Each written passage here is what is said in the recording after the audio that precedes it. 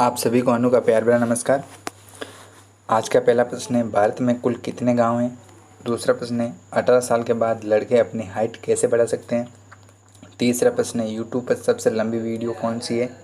चौथा प्रश्न है, भारत में लाश को अकेला क्यों नहीं छोड़ा जाता है। और वीडियो का अंतिम प्रश्न है, हिंदू धर्म में जलती हुई लाश के सिर को डंडे से क्यों फोड़ा जाता है। तो इन इंटरेस्टिंग क्वेश्चन का मैं आज आंसर करने वाला हूँ। आगे बढ़ने से पहले बता दूँ, हर रोज़ एक वीडियोज़ आपको इस चैनल पर देखने को मिलती है।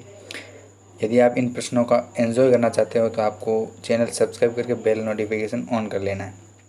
चलिए बढ़ते हैं इनके आंसर की ओर। तो पहला प्रश्न था, भारत में कुल कितने गांव हैं।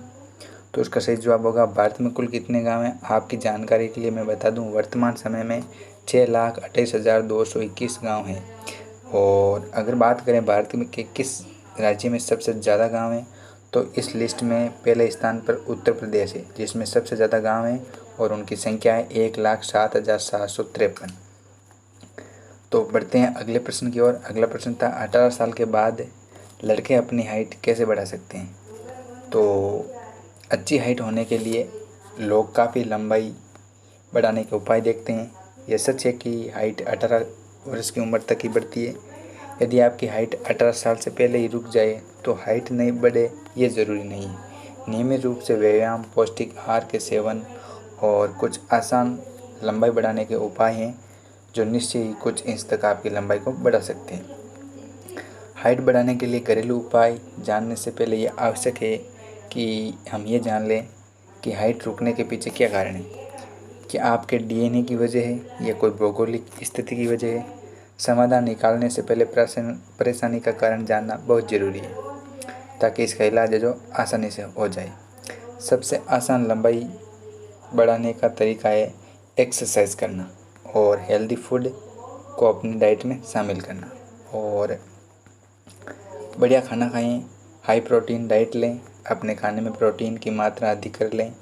प्रोटीन हमारे शरीर को बिल्ड करने में बहुत मदद करता है।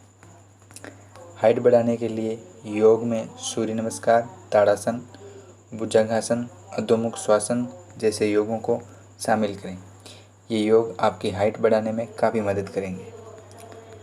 योग को करते समय शरीर की फ्लेक्सिबिलिटी यानी कि नाजुकता बढ़ती है और सांस को नियंत्रित और शरीर को स्ट्रेच करें, ताकि योग कई स्तर तक ऊंचाई को बढ़ाने में आपकी मदद करे। तो बढ़ते हैं अगले प्रश्न की ओर। और अगला प्रश्न था, यूट्यूब पर सबसे लंबी वीडियो कौन सी है।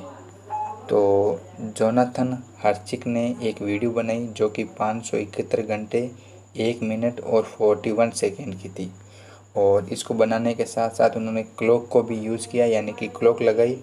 और अब वो अदर यूट्यूबर से कहते हैं कि मैं आपको चैलेंज करता हूँ कि आप भी मेरे जैसी वीडियो बनाकर दिखाएं। तो सबसे लंबी वीडियो यूट्यूब पर है 571 घंटे 1 मिनट 41 सेकेंड की, जोनाथन हार्चिक ने बनाई है। ज़्यादा जानकारी के लिए आप गूगल कर लें। अगला प्रश्न है, रात में लाश को अकेला क्यों नहीं छोड़ा जाता। तो पुराने वक्त में जब लोगों में जागरूकता नहीं थी और न ही इतने पढ़े लिखे होते थे इंसान, उन्हें सही गलत समझ नहीं होती थी। अज्ञात व्यय के कारण कुछ सामाजिक नियम बनाए गए और उनका उस दौर में सख्ती से पालन हुआ। क्योंकि सवाल करने की लोगों में हिम्मत नहीं होती थी और न इस बात की तसल्ली से पूछे गए सवाल का सही जवाब मिल पाता, तो लोग भेड़ चाल चलते गए।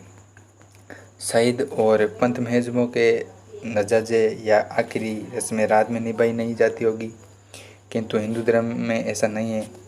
हिंदू समाज बहुत व्यापक है और इसके रीति रिवाज इतने पेचीदा हैं कि शुभ अशुभ की परिकल्पना इस बात पर निर्भर करती है कि आप किस समाज से ताल्लुक़ रखते हैं और कौन सा पद मानते हैं, कौन सी बोली बोलते हैं और क्या खाना पीना पसंद करते हैं।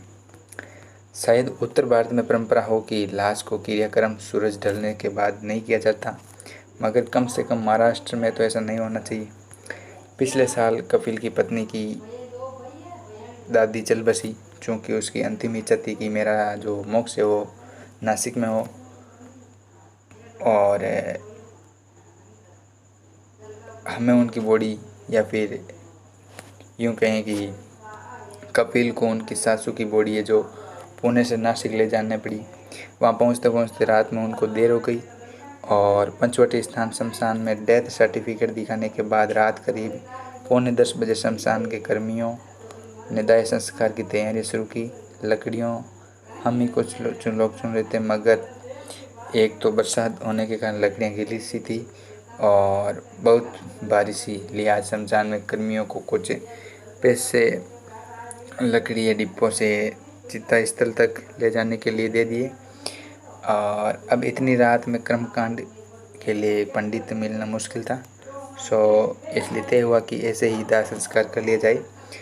हमारे साथ अन्य परिवार भी थे जिनके यहाँ मौत हुई थी और उन सब में ऐसे ही दाह संस्कार करना चाह, लिहाज भगदग्नि या मुखाग्नि की रस्म रात में ही निभाई गई। यह एक रियल स्टोरी है जो मैंने आपको कपिल के शब्दों में पढ़ कर सुनाई है।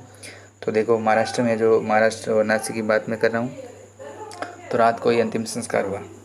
बढ़ते हैं आगे की जानकारी की ओर। कर्मकांड अगले दिन सुबह गोदावरी के तट पर हुए और इसलिए अपने अनुभव से कहता हूँ, ये कपिल के वचन है कि रात में दाह संस्कार करना धर्म के विरुद्ध नहीं है। अब बढ़ते हैं वीडियो का अंतिम प्रश्न की ओर, और अंतिम प्रश्न था, हिंदू धर्म में जलती हुई लाश के सिर को डंडे से क्यों फोड़ा जाता है?